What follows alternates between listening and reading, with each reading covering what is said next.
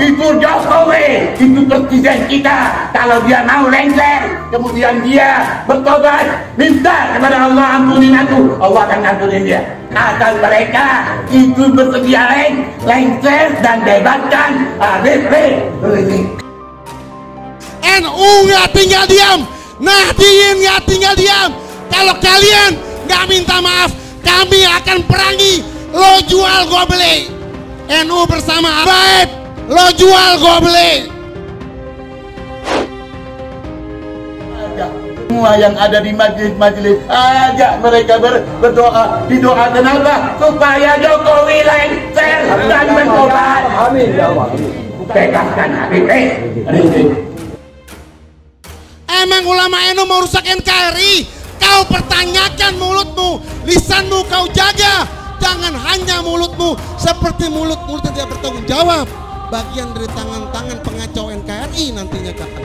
NU bersama Habib, lo jual gua beli.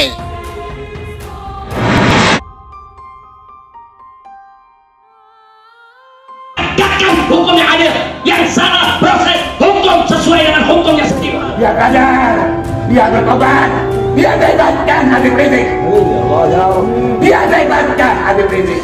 Habib Rizik sekalipun selaku duriannya Rasulullah saya hormat, tapi soal isi ceramahnya belum tentu saya taat kepada beliau. Tapi soal hormatnya harus hormat. Kalau memang duriannya Rasulullah Habib Rizik niku, berarti awake dhewe kudu hormat walaupun tidak harus taat. Lihat beliau selama ini diperbuat oleh orang-orang yang tidak punya peri kemanusiaan. Siapa saja yang salah proses, dan jangan lupa al-adlu lil jami', justice for all, keadilan itu untuk semua. Sudah. Kalau dia salah, kita katakan salah sebagai manusia. Kalau beliau bersalah, tentu kita wajib mengingatkan. Bahkan kewajiban kita mengingatkan beliau lebih daripada kita mengingatkan yang lainnya. Kenapa? Karena kita mengambil hidayah daripada kakek beliau. Kenapa di saat cucu baginda Nabi melakukan salah kok kita diam-diam saja? Tetapi sekarang dia ada di dalam penjara, diperbuat yang tidak selayaknya. Apakah kita rela cucu Nabi melakukan kesalahan seperti itu? Kalau kita rela, Nabi tidak akan rela kepada kita. Nabi akan marah, kamu ngambil hidayah dariku tapi cucuku salah kau biarkan. Akan marah Rasulullah kepada kita. Mereka yang telah mendolimin itu, yang dolim wajib itu. Kalau dia sudah mendolimi, sekarang dia sadar. Kriminalisasi ulama engko dhisik. Lah ana ulama berbuat jelek kemudian ditangkap, itu bukan kriminalisasi ulama, tapi itu proses hukum terhadap ulama yang kriminal. Sing jenenge kriminalisasi ulama niku ngundang kiai pengajian mulih ra diamplopi. Kriminalisasi ulama ini juga perlu saya jelaskan, jangan sampai karena ada kasus hukum terus yang disampaikan adalah kriminalisasi ulama. Allah akan menerima tobatnya, tapi dia lengser, dia harus lengser, dia harus turun. Tidak boleh kita merendahkan orang lain. Bukan cara Nabi. Nabi tidak pernah merendahkan orang lain, padahal Nabi sangat tinggi pangkatnya, sangat mulia. Lah kita ini siapa kok berani merendahkan orang itu? Akhlak apa itu? Dia harus turun dan dia harus tobat. Allah akan terima tobatnya. Pendukung Rizik Syihab atau HRS terus menggaungkan dukungan meski sang junjungan kini telah berada di dalam tahanan. Yang teranyar, beredar sebuah video yang menampilkan ceramah seorang bersorban yang bernama Habib Umar bin Abdul Aziz Syihab. Di dalam ceramahnya itu, Umar menyampaikan bahwa HRS tidak selayaknya ditahan.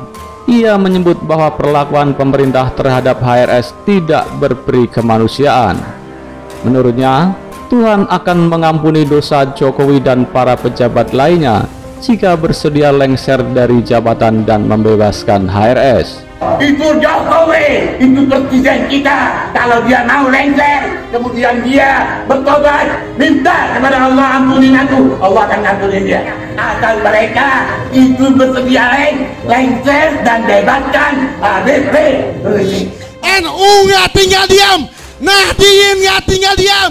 Kalau kalian nggak minta maaf, kami akan perangi. Lo jual gua beli.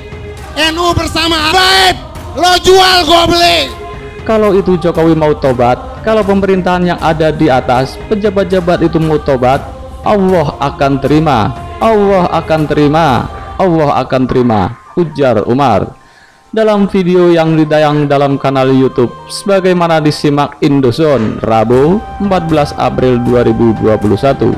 Kalau itu Jokowi mau tobat, kalau pemerintahan yang ada di atas, pejabat-pejabat itu mau tobat, Allah akan terima, Allah akan terima, Allah akan terima. Asal mereka itu bersedia lengser dan bebaskan Habib Rizik. Emang ulama NU mau rusak NKRI? Kau pertanyakan mulutmu, lisanmu kau jaga. Jangan hanya mulutmu seperti mulut-mulut yang tidak bertanggung jawab. Bagian dari tangan-tangan pengacau NKRI nantinya kau. NU bersama Habib, lo jual gue beli. Umar kemudian mengulang-ulang perkataannya soal tobat Jokowi dan HRS. Kalau mereka-mereka yang sudah menzalimi itu bebaskan Habib Rizik, Allah akan menerima taubatnya. Tapi dia harus lengser, dia harus turun, dia harus taubat. Allah akan terima taubatnya. Tidak pandang bulu Allah, siapapun hambanya akan terima taubatnya. Itu Jokowi, itu presiden kita. Kalau dia mau lengser, kemudian minta Allah untuk mengampuni dia, Allah akan mengampuni dia.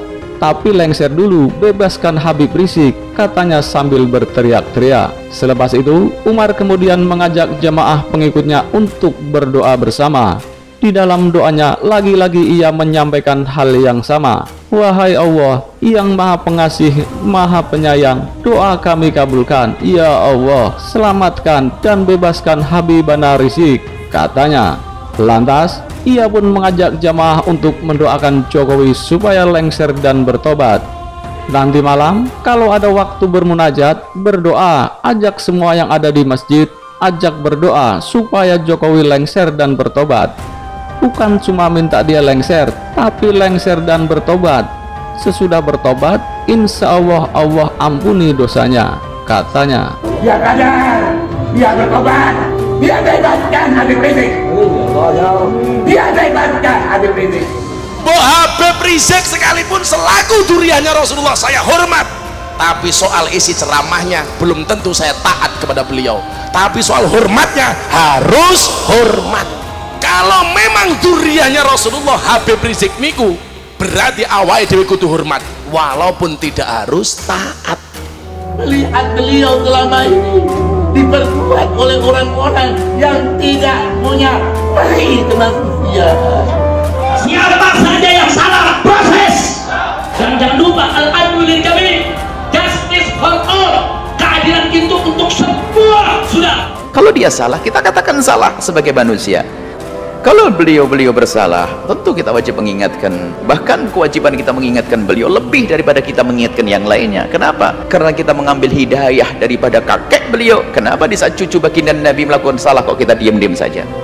Tetapi sekarang dia ada di dalam penjara, diperbuat yang tidak selayaknya. Apakah kita rela cucu Nabi melakukan kesalahan seperti itu? Kalau kita rela, Nabi tidak akan rela kepada kita. Nabi akan marah, kamu ngambil hidayah dariku, tapi cucuku salah kau biarkan. Akan marah Rasulullah kepada kita.